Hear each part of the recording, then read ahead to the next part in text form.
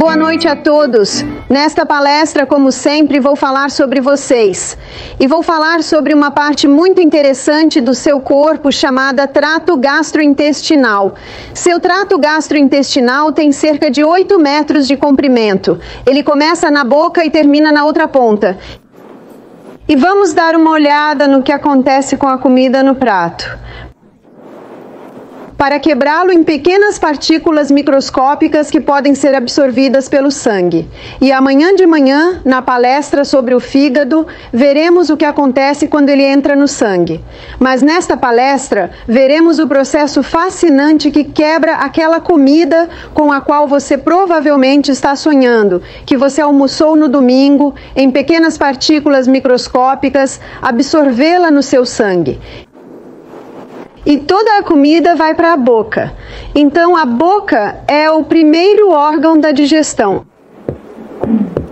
A boca é a única área sobre a qual temos controle sobre quando algo entra, temos controle sobre o que entra, temos controle sobre o ambiente ao redor quando algo entra e também temos controle sobre quanto tempo ele realmente fica na boca. E também temos poder de decisão sobre a frequência com que isso acontece. Então, essa é basicamente a única área sobre a qual temos total controle. O pH da boca é um pH alcalino. E há apenas 2 grupos alimentares que são decompostos na boca. Muitas pessoas nem percebem que qualquer coisa começa a sua decomposição na boca. A enzima que é liberada na boca, que decompõe o amido, é chamada ptyalin. E ptyalin é o que é frequentemente chamado de amilase salivar. A amilase salivar decompõe o amido. Ela não o decompõe totalmente, como você verá à medida que avançamos na jornada. Ela inicia a decomposição. Quando as crianças nascem, elas não têm dentes e não têm amilase salivar. E os primeiros dentes que as crianças têm quando se desenvolvem, geralmente por volta dos 7, 8, 9, 10 meses, 11, 12 meses de idade, são 4 dentes superiores e 4 dentes inferiores. E esses dentes são chamados de dentes de leite. Você sabe por quê? É tudo o que os bebês devem ter. É leite, mas também é hora do paladar. É uma boa hora para deixar seu bebê comer um pedaço de aipo para chupar um pouco. Talvez um pouco de maçã e um saco de rede para chupar. Talvez um pouco de pepino para chupar. Talvez um pouco de feijão cozido no vapor para chupar. É hora do paladar. E quando o bebê é lentamente introduzido a alimentos como esse, isso dá tempo ao seu intestino para se ajustar aos novos sabores que estão chegando. Os próximos dentes que surgem são os molares. Agora os molares surgem aqui atrás, os molares rangem. E quando os molares estão completamente esticados, então o ptyalin é liberado pelas glândulas na boca. E o ptyalin quebra o amido. Veja, o que nós moemos são seus grãos. Então, até que os molares estejam lá, o bebê não deve comer nenhum grão. E qual é o primeiro alimento que as mães são orientadas a dar ao bebê como regra? Cereal, amido puro. E quando entra na boca do bebê, geralmente sai direto. Porque até o bebê ter dentes, e mesmo quando o bebê tem dentes, porque meus bebês foram amamentados por vários anos, eles sugam com a língua e o lábio superior. Isso desce. Então, quando essa porcaria, você sabe, o Firex entra, o bebê automaticamente faz assim. E você sabe o que acontece com o Firex? Ele sai direto da boca novamente por causa dessa ação. Então a mãe pega e coloca de volta. Você já viu mães fazerem isso? Pegar e colocar de volta. Isso desafia a razão para mim. Justifica razões. Você sabe, crianças não devem comer até que consigam sentar, até que consigam se alimentar, até que tenham dentes para mastigar. E quando as crianças recebem comida, você sabe, elas podem chegar até 3, 4, 5 anos e não comem nada a menos que seja comida. Mas quando as crianças recebem comida sólida, como eu estava dizendo, quando elas podem sentar e chupar, seus dentinhos na frente fazem pequenas mastigações. Minha neta de 10 meses, Esther, estávamos todos jantando juntos. Estava frio e estávamos na Tasmânia, então colocamos um grande lençol no chão da sala de estar onde ficava o fogo e comemos lá. E o que nossa garotinha quer fazer? Elas são muito sociáveis, não são? Mas ela só tem 3 dentes. Ela consegue sentar, consegue se alimentar sozinha, mas só tem 3 dentes.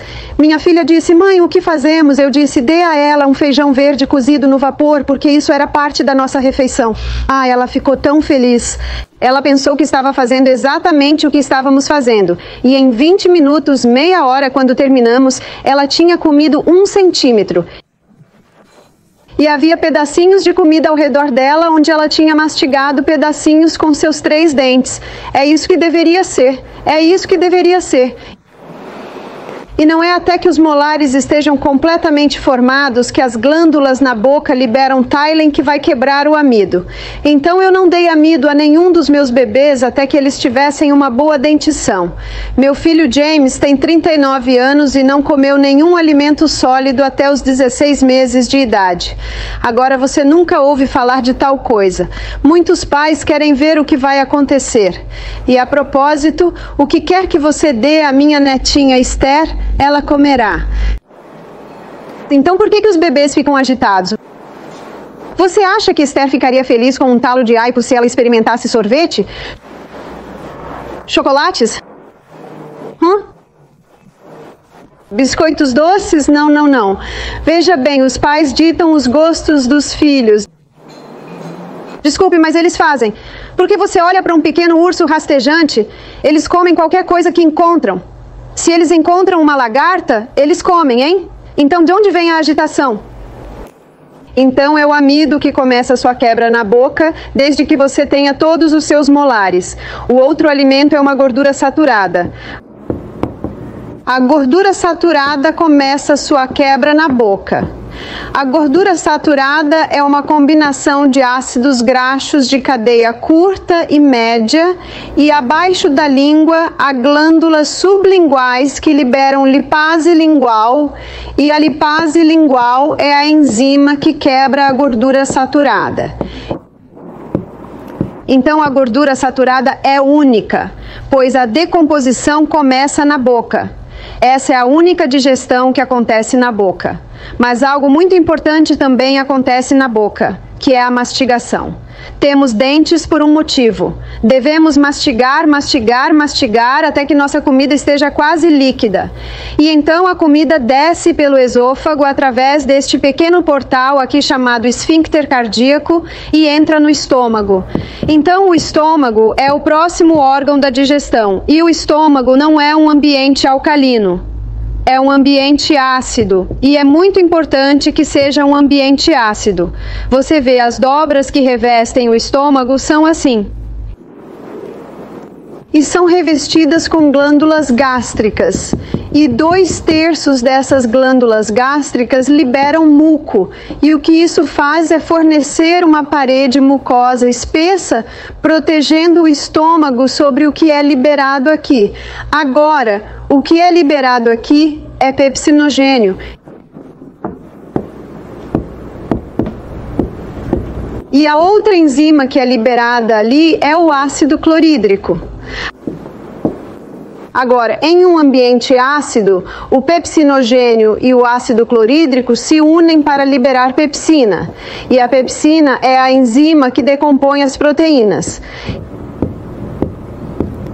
Então, o único alimento que é decomposto no estômago é a proteína, e ela é decomposta pela pepsina. O ácido clorídrico desempenha um papel muito importante. Veja, o ácido clorídrico não só se une ao pepsinogênio para liberar pepsina que quebra a proteína, mas o ácido clorídrico é antifúngico, antibacteriano. Então, se algum fungo, levedura ou bactéria estiver na comida que estamos comendo, se você tiver ácido clorídrico bom e forte, ele basicamente o aniquila. E você pode ver por que Deus quis que essa união acontecesse aqui. Porque se a pepsina estivesse aqui, ela poderia começar a quebrar o revestimento do estômago. algo também é liberado aqui, e esse é o fator intrínseco. O fator intrínseco é muito importante para a absorção de B12. Então, deixe-me contar a história da B12. Vamos fingir que isso é B12. Na comida, a B12 está ligada a uma proteína R. E quando a B12 e a proteína R entram no estômago, o ácido clorídrico quebra essa união. O que também é liberado no estômago é o fator intrínseco.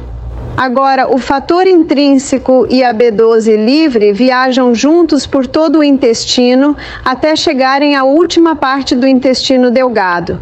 Então, o fator intrínseco e a B12 se unem e são absorvidos agora pelo corpo. Então, se alguém tem B12 baixo, isso pode significar simplesmente que tem ácido clorídrico baixo, ou seu intestino não está produzindo fator intrínseco, porque uma vez que a B12 é absorvida, há uma circulação enterohepática que conecta essa área com o fígado, e a B12 pode estar constantemente circulando. Então, alguém pode não ter B12 em sua dieta por 30 anos antes de poder apresentar uma deficiência de B12. Então, se alguém tem deficiência de B12, a primeira coisa que olho é a função do estômago. E um dos sinais de que alguém tem ácido clorídrico baixo é que ele comeu uma refeição e 6 horas depois ainda está se sentindo cheio. Veja, se tivéssemos ácido clorídrico bom e forte, ele decompõe os alimentos, é claro, com a conexão do pepsinogênio muito rapidamente. Nunca conheci ninguém com muito ácido no estômago. Se alguém disser, tenho o estômago muito ácido, minha pergunta é, como você sabe? Eu posso sentir queimando. O problema não é o ácido. O problema pode ser que você esteja desidratado e não tenha muco suficiente, porque o muco é 99% água. Eu sei que é ácido porque ele continua subindo aqui. Bem, o problema não é o ácido. O problema é esse pequeno portão aqui. Você vê aquele pequeno portão chamado esfíncter cardíaco, ele deve estar fechado. E se estiver fechado, nenhum ácido vai subir. Então, por que o ácido surgiria? Porque aquele pequeno portão é fraco. Por que ele seria fraco? Muitas pessoas hoje tomam café da manhã como um mendigo, almoçam como um mendigo, e o jantar é o rei e a rainha juntos. E então eles se deitam à noite e a gravidade pressiona contra aquele pequeno esfíncter cardíaco, enfraquecendo-o. E aquele pequeno músculo, aquele pequeno esfíncter é um músculo. E quando ele está relaxado, ele está fechado. E quando ele aperta, ele abre. Então estresse, quando todos os músculos apertam, pode abri-lo. Então duas coisas vão curar refluxo ou azia. Uma é tomar café da manhã como um rei, almoçar como uma rainha e jantar como um mendigo. Ou você diz ceia. E tomar magnésio 3 vezes ao dia. É tão simples assim? Não é uma boa notícia? E se alguém toma antiácidos para impedir que o ácido suba, qual é minha próxima pergunta? O que vai quebrar a proteína agora? E você sabe o que é longo prazo? Antiácidos que eles estão descobrindo que está produzindo agora? Câncer de cólon.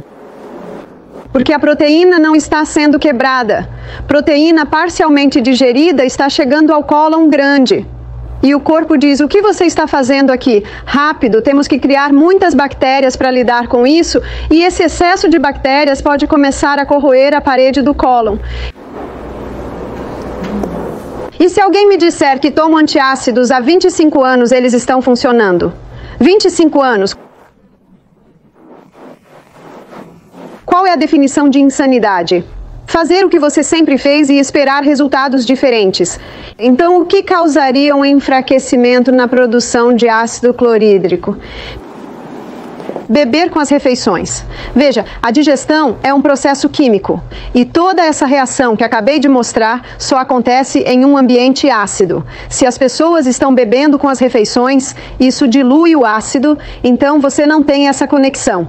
E é um hábito americano, não é? Certamente um hábito australiano. Michael e eu vamos a um restaurante e o garçom. Qual é a primeira coisa que ele pergunta? O que você vai beber? Não vamos deixá-los beber. Só vamos trazer água para você. Agora, se dissermos não, obrigado. Todos os garçons do restaurante virão até nós. Você não tem água? Deixamos que eles coloquem a água lá. Certo, isso só os mantém quietos. Acho que é porque as pessoas estão tão ocupadas, não têm tempo e sentam para comer. Ah, eu não bebi. E então eles beberam água. E muitas pessoas acham que eles vão apenas engolir a comida. Ao engolir a comida, eles basicamente lavam todas as suas enzimas digestivas. Devemos parar de beber água idealmente meia hora antes da refeição. Retomar cerca de 1h30 depois da refeição. Essa hora e meia dá tempo para que essas enzimas digestivas comecem sua decomposição. Se alguém estiver com sede depois de uma refeição, coma um bocado. Mas muito líquido com a refeição vai diluí-la. Também quando as pessoas estão comendo a cada 2 horas. Veja, nós temos um estômago. E esse estômago, há muitas pesquisas para provar isso, que um estômago leva de 3 a 4 horas para digerir. E então esse estômago adora um descanso de 1 hora. Então, o que é isso entre as refeições? São 5 a 6 horas entre elas. Certamente não para crianças. Você sabia que elas têm o mesmo trato digestivo? E você deve ter notado, eu malhei muito cedo. As crianças dizem que estão com fome quando estão entediadas. Você notou? E muitas vezes, quando sentimos fome entre as refeições, geralmente é por desidratação. Um dia meu filho Peter veio até mim e disse: "Mãe, a água não está mais fazendo isso." Olhei para o meu relógio e disse: "Ótimo, é hora do almoço." Quando a água não está mais fazendo efeito, geralmente é hora de comer. Além disso, o que esgota o ácido clorídrico é comer grandes quantidades no final do dia. Veja bem, quando vamos dormir à noite, nosso estômago quer dormir também. Então, se tem uma refeição enorme ali, sabe, tudo fica mais lento. O estômago, essa digestão vai ser muito lenta. E quando a pessoa acorda de manhã, ela sente vontade de comer? Não. Agora meu filho James, ele é um construtor, ele se exercita todos os dias, ele é muito em forma, ele faz 4 refeições por dia, ele toma café da manhã às 5h30 e seu metabolismo é tão rápido porque ele está trabalhando tanto que ele faz outra refeição às 11 e ele faz outra refeição, eu acho, numas 4, e ele vai para a academia à noite e se exercita, e ele come outra coisa por volta das 7h38 e isso lhe faz bem. Você consegue ver como você tem que brincar com o que funciona para você? Um homem me disse: "Eu cresci com 8 irmãos. Nossa mãe e nosso pai disseram: você está comendo a refeição principal no café da manhã, a refeição principal no almoço, e pronto." Ele disse: "Estamos trabalhando duro na fazenda." Ele disse: "Nós entraríamos em nossos carros e iríamos para a cidade e comeríamos porcarias à noite." Essa mãe seria muito mais sábia se visse que tem meninos crescendo e trabalhando duro e fornecesse algo para eles comerem à noite. Então, uma refeição à noite que seria digerida rapidamente seria uma fruta, uma salada ou uma sopa. Meninos grandes em crescimento podem tomar 4 tigelas de sopa ou uma bebida proteica. Uma bebida proteica pode ser digerida facilmente. Você só precisa descobrir o que funciona para você e seu corpo rapidamente lhe dirá o que está funcionando. Então é isso que é quebrado no estômago, proteína e somente proteína. Tudo o que a digestão do amido é colocada em espera porque agora estamos em um estômago ácido. E então nos movemos e chegamos à primeira parte do intestino delgado, que é chamado de duodeno. E o duodeno tem 2 órgãos principais que se esvaziam nele. Observe que temos o fígado aqui, a vesícula biliar. A vesícula biliar é um reservatório para a bile, e esse ducto biliar desce, conecta-se com o pescoço do pâncreas e esvazia-se no duodeno. É um ambiente alcalino no duodeno. E a enzima que é liberada da sua vesícula biliar, então eu vou usar GB para a vesícula biliar do duodeno, é bile. E a bile é uma enzima que decompõe ácidos graxos de cadeia longa. Então essas são suas gorduras insaturadas. Então, muitas dessas gorduras são vegetais encontradas em nozes e sementes. Do duodeno, O pâncreas também libera algumas enzimas ali. E o pâncreas libera lipase pancreática. E a lipase pancreática faz a quebra final das gorduras insaturadas. Elas são os ácidos graxos de cadeia longa. Então a bile começa, a lipase pancreática finaliza. O pâncreas também libera amilase pancreática.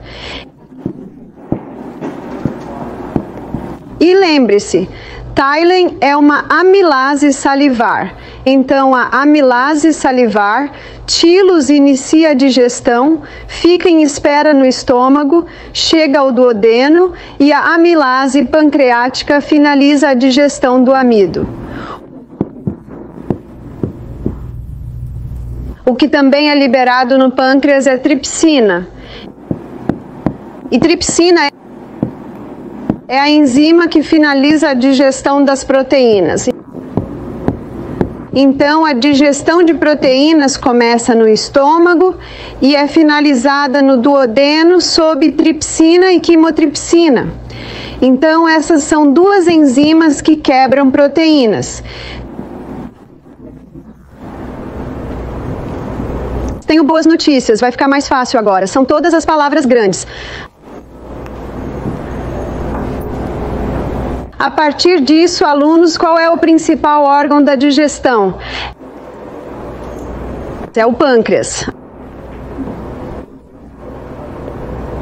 A maioria das pessoas pensa que toda a digestão acontece no estômago, mas isso não é verdade. Agora, uma das grandes coisas sobre a gordura saturada é que ela não precisa de bile, não precisa de lipase pancreática, porque a quebra começou na boca. Então, pessoas com problemas de fígado, vesícula biliar, problemas pancreáticos, qual é a melhor gordura para elas? Coco, sim. Coco é muito fácil de digerir. Mas você pode ver se o estômago não está ácido o suficiente e a pepsina não consegue quebrar a proteína. Então a proteína entra no duodeno e a tripsina e a quimiotripsina, elas apenas iniciam a quebra e devem estar finalizando a quebra. Em cada estágio, o papel de cada órgão é muito importante. E se a pessoa comeu muito rápido e não deu tempo para o Tylenol começar a digestão do amido, e o amido não digerido chega ao pâncreas,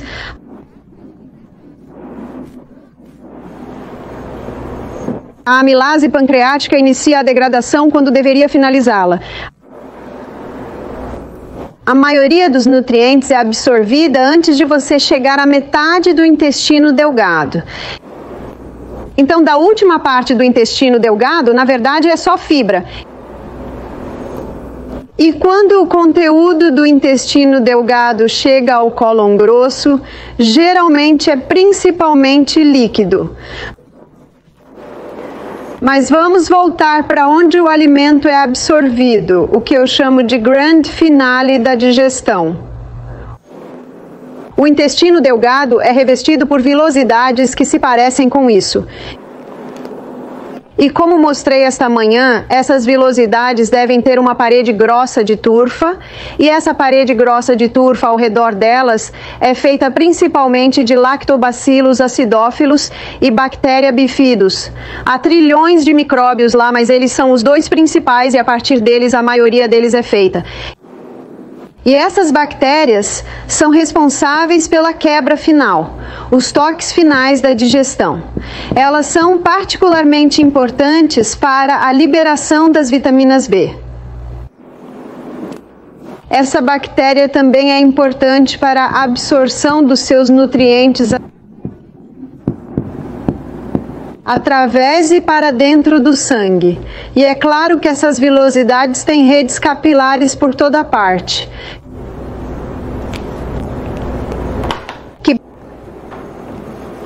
Parede grossa de grama. Esses micróbios são responsáveis por proteger o sangue. Cor errada, protegendo o sangue contra patógenos nocivos que podem estar no intestino. E esses micróbios são responsáveis por nutrir as células que revestem o trato gastrointestinal.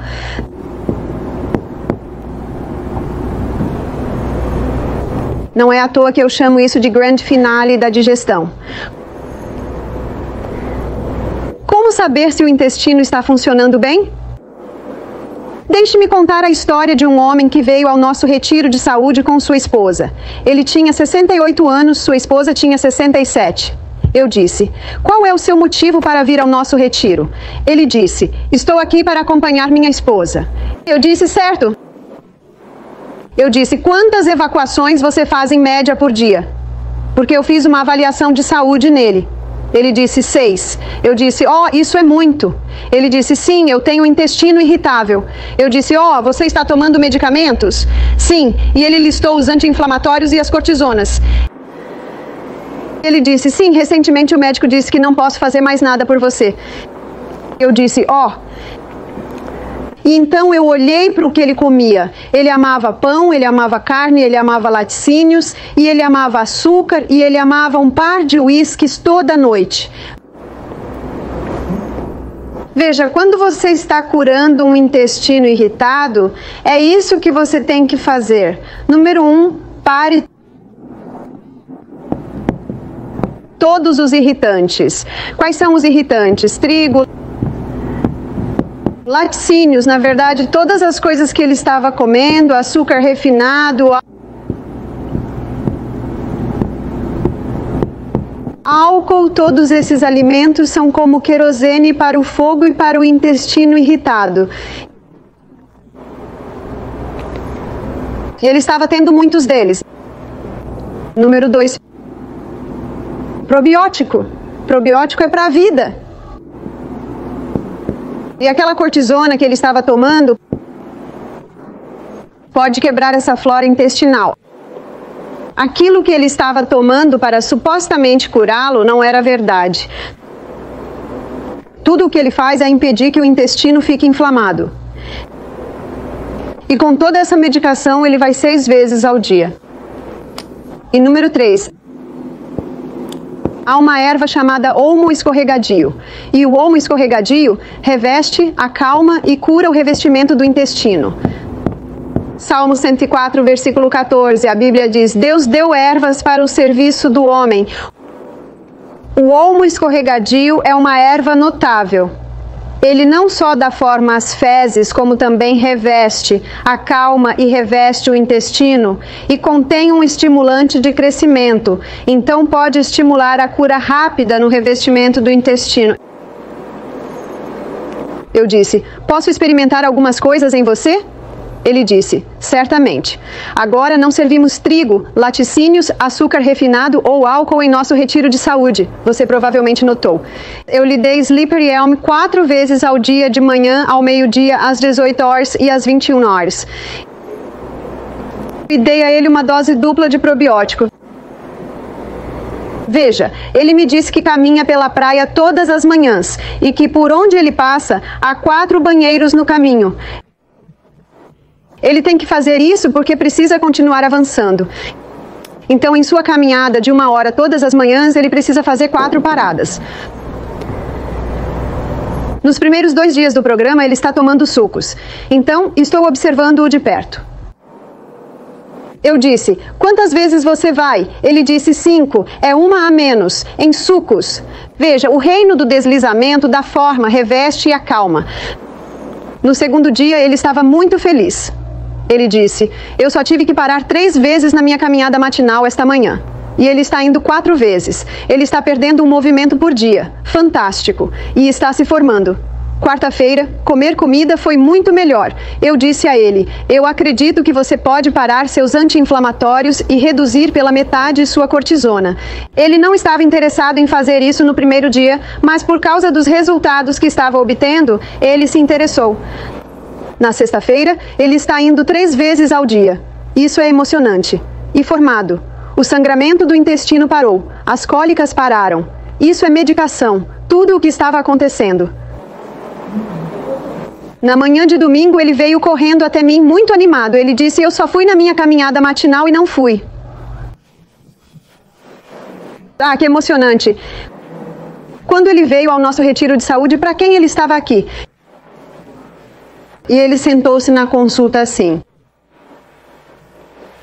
Por causa dos resultados que ele estava obtendo, ele estava muito interessado.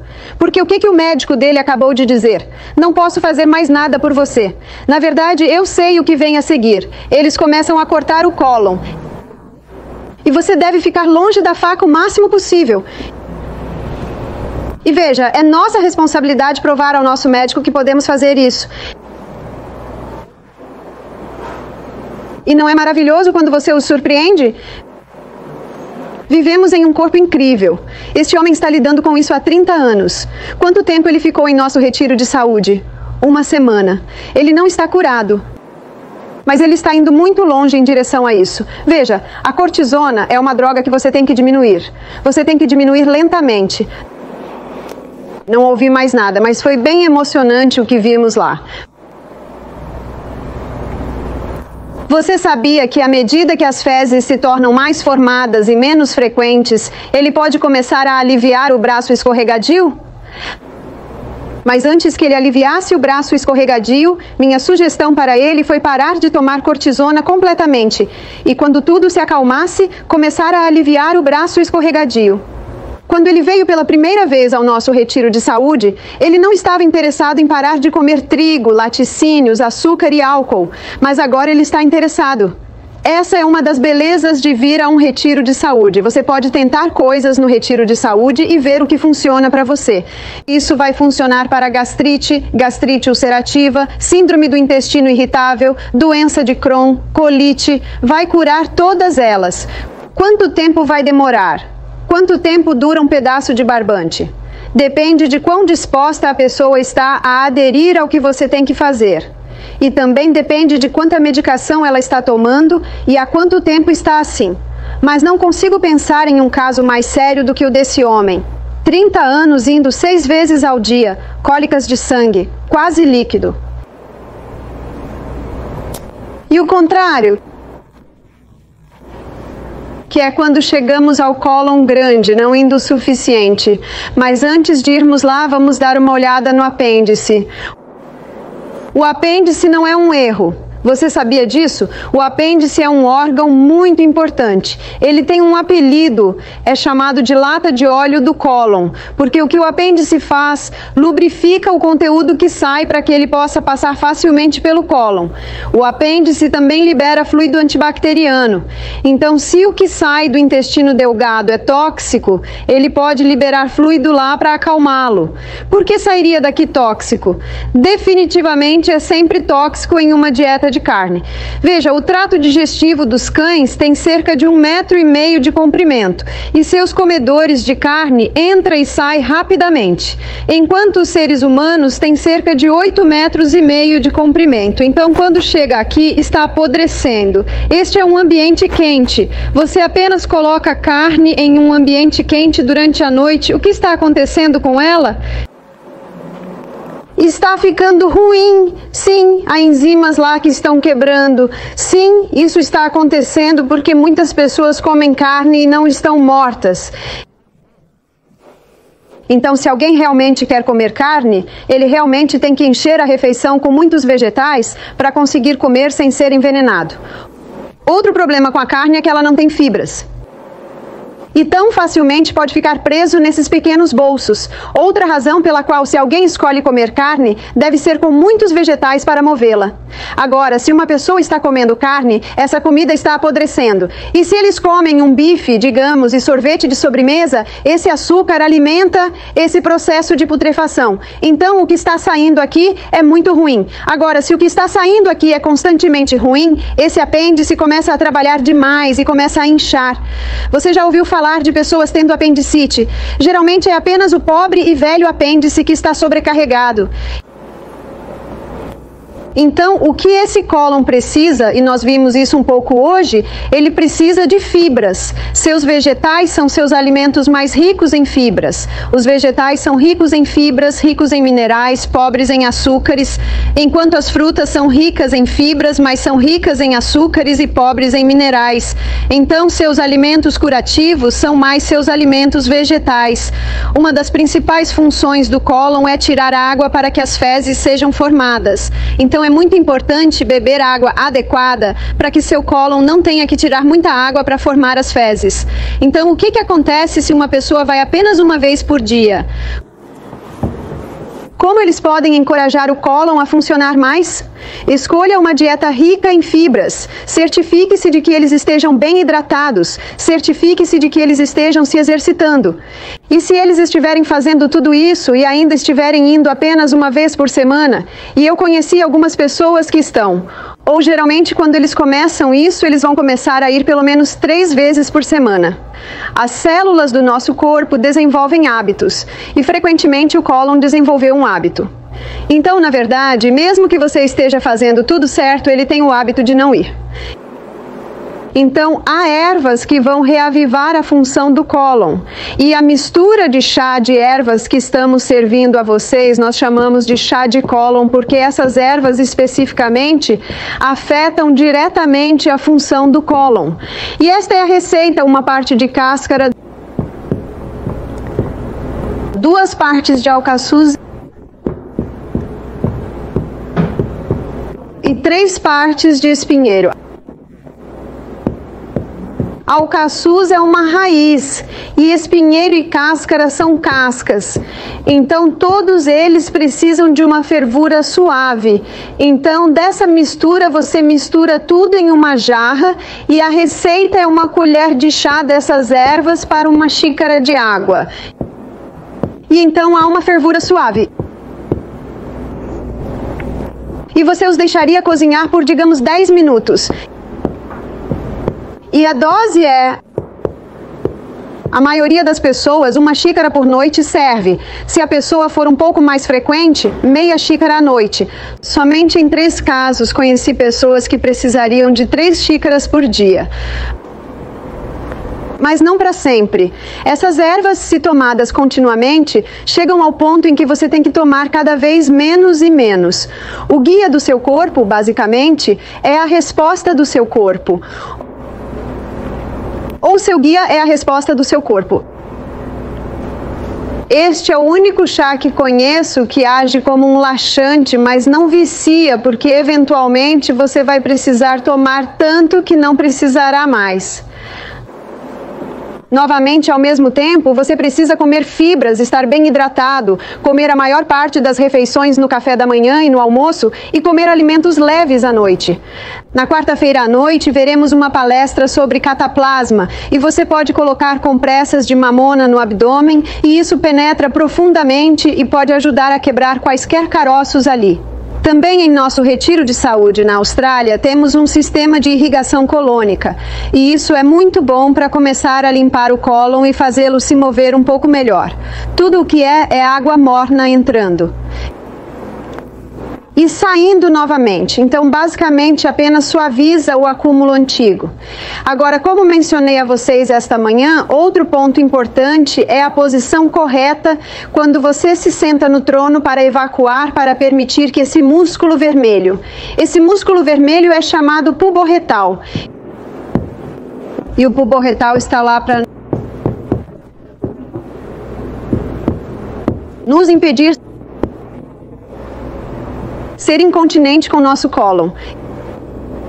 E vou recapitular o que passei esta manhã para o bem do filme e também a repetição aprofunda a impressão. Então, quando uma pessoa está sentada no trono assim, o pubo-retal permanece firme. Então, ele está segurando o cólon.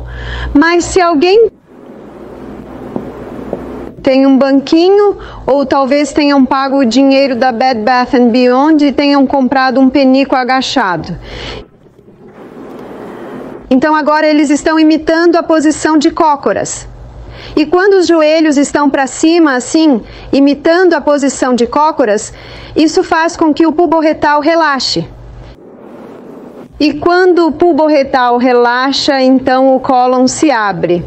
E o conteúdo pode ser liberado com facilidade. Isso tira muita pressão do ânus, o que significa que pode prevenir hemorroidas e pode até contribuir para a cura de hemorroidas. Em muitos países hoje, as pessoas ainda se agacham. Conheci um rapaz de apenas 25 anos e ele tinha uma fístula. O que é uma fístula? Você tem uma abertura no ânus, mas outra abertura aqui. E ele estava tão envergonhado como você pode imaginar.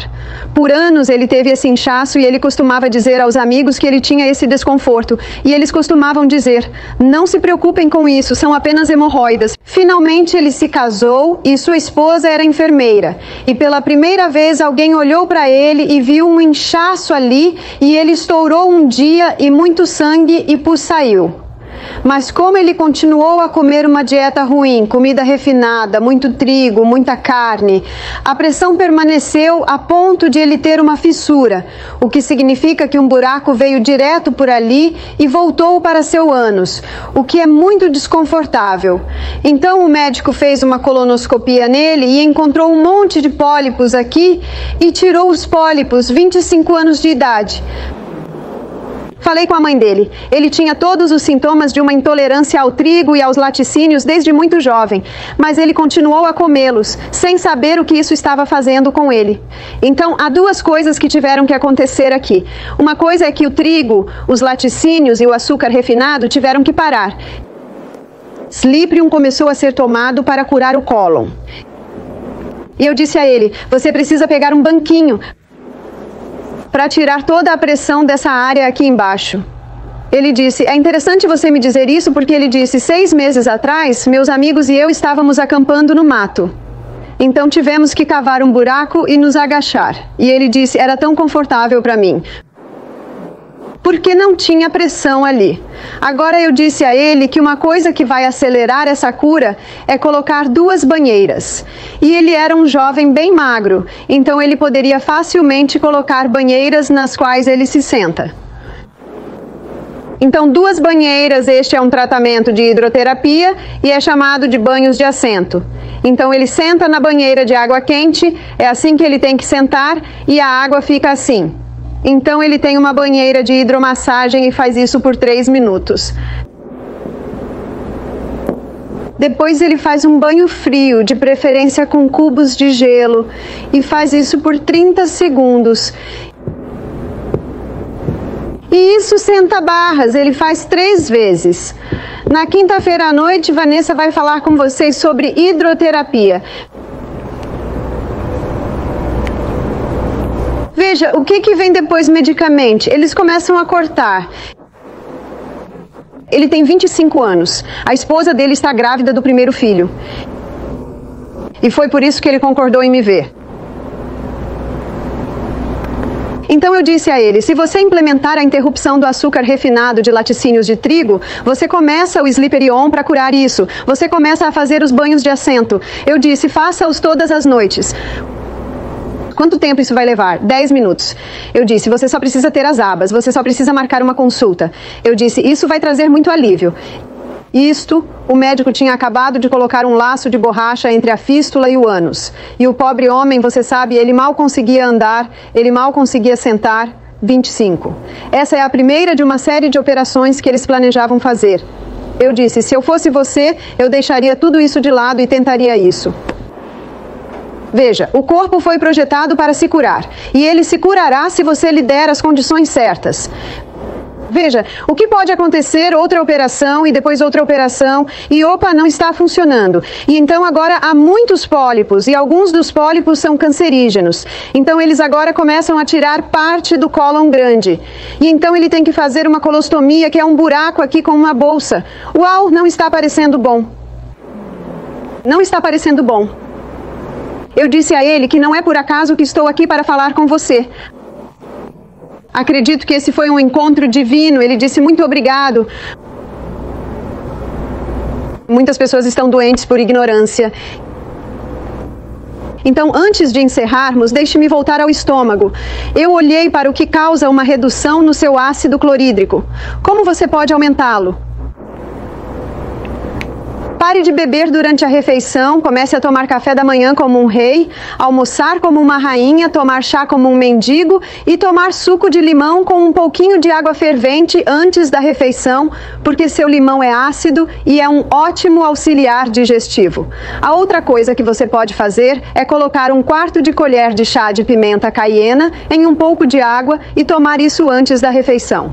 Não vai queimar? Na verdade, nunca queima, só parece que queima. Ele formiga um pouco, mas também vai acordar as glândulas gástricas.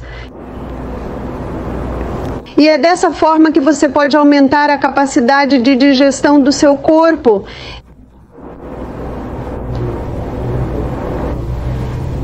Enzimas de abacaxi, essa é uma boa pergunta. Deixe-me mostrar isso a você. Agora observe que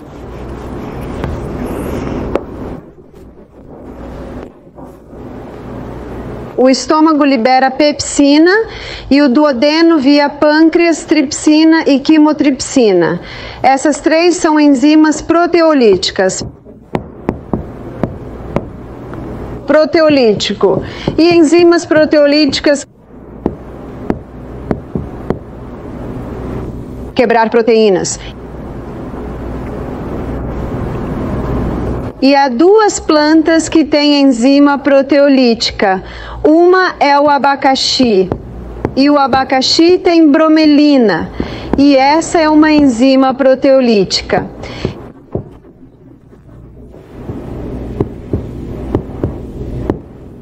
E o mamão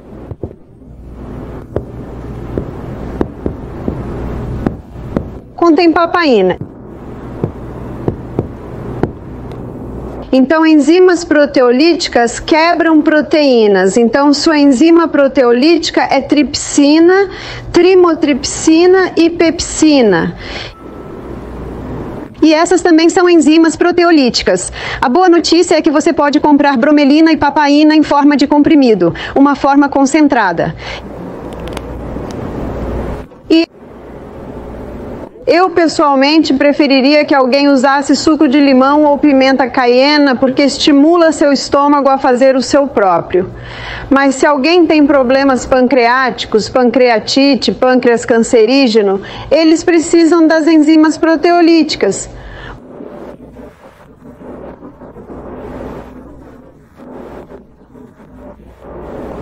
Muitas pessoas com pancreatite ou câncer pancreático morrem de desnutrição.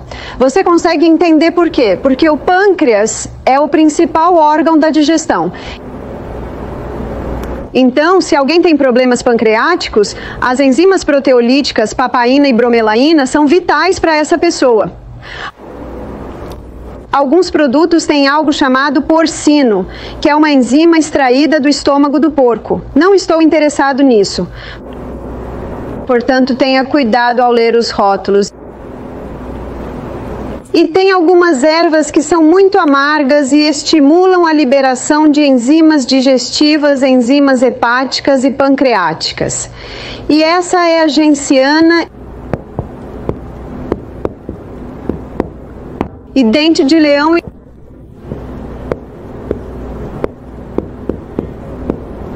e cardo de Santa Maria, ou às vezes chamado de cardo mariano.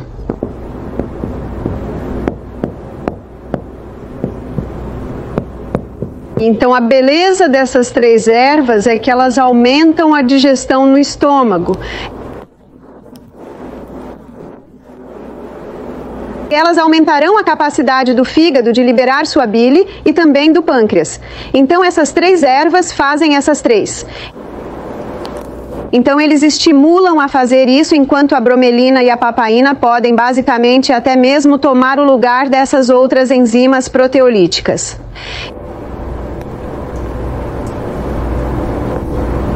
E aí termina a nossa jornada pelo trato gastrointestinal. E amanhã vamos dar uma olhada no fígado e eu vou mostrar o que acontece com essas minúsculas partículas microscópicas que foram quebradas desses alimentos e entram no sangue. Continuaremos nossa jornada. Então amanhã veremos o que acontece quando essas partículas microscópicas estão no sangue e como o fígado lida com elas. Então, obrigado pela atenção.